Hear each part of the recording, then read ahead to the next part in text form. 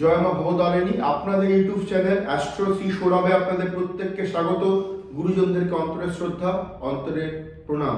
আজকে আমরা শুরু করব আমাদের নাক্ষত্রিক এপিসোড। আজকে আমরা কথা বলবো শুক্রের নক্ষত্র নিয়ে। শুক্রের তিনটে নক্ষত্র, ভরণী, পূর্ব ফাল্গুনী এবং পূর্বষাঢ়া। ভরণী নক্ষত্র নিয়ে অলরেডি আপনাদের চ্যানেলে অ্যাস্ট্রো শ্রী সৌরভে বলা রয়েছে। এবার আমরা আলোচনা করব শুক্রের দ্বিতীয় নক্ষত্র পূর্ব ফাল্গুনী। তো পূর্ব ফাল্গুনী নক্ষত্র শুক্রের নক্ষত্র। এই নক্ষত্রে শুক্রের ভরণী নক্ষত্রের পাশাপাশি এই নক্ষত্রেও শুক্রের প্রভাব রয়েছে, শুক্রের সৌন্দর্যতা রয়েছে, শুক্রের লাক্সারি মনোভাব কিন্তু এই নক্ষত্রের মধ্যে লক্ষ্য করা যায়। শুক্রের নক্ষত্র হওয়ার দরুন এই নক্ষত্রের জাতক এবং জাতিকারা আর্টিস্টিক নেচারের হয়ে থাকে। তাদের মধ্যে ক্রিয়েটিভিটি বা ক্রিয়েটিভের সত্তা এটা কিন্তু ছোটবেলা থেকেই লক্ষ্য করা যায়। এই নক্ষত্রের মধ্যে শুক্রের তেজ থাকার দরুন, শুক্রের পজিটিভিটি থাকার দরুন এবং শুক্রের হটকারিতা থাকার দরুন এই নক্ষত্রের জাতক জাতিকারা কিন্তু অল্প বয়সের মধ্যে রিলেশনসে, প্রেমে, সম্পর্কে জড়িয়ে পড়তে এই নক্ষত্রের জাতক জাতিকাদের লক্ষ্য করা যায়।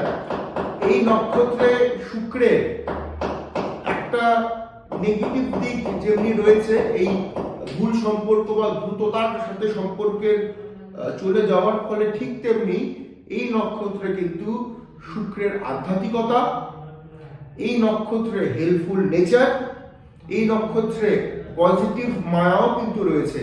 এই নক্ষত্রের যারা জাতক জাতিকা রয়েছেন তাদের 14 বছর থেকে নিয়ে 17 বছর বয়স অবধি এবং 24 বছর থেকে নিয়ে 32 বছর অবধি সম্পর্ক রিলেটেড, সেটা যে কোনো সম্পর্ক হতে পারে, সেই সমস্ত সম্পর্ক রিলেটেড বেশ কিছু প্রবলেম, বেশ কিছু সমস্যা কিন্তু এই নক্ষত্রের জাতক জাতিকারা ফেস করে।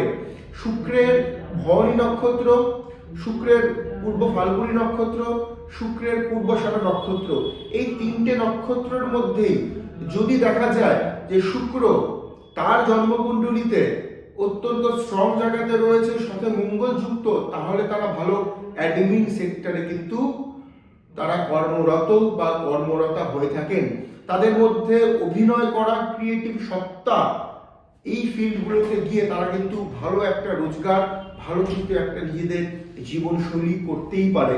তবে এই নক্ষত্রের যে দাম্পত্য জীবন সেটা কিন্তু কিছুটা ভুলভ্রান্তি, কিছুটা অশান্তিপূর্ণ হয় নিজেদের ভুলের জন্য, যদি শুক্র জন্মকুণ্ডলিতে পীড়িত থাকে।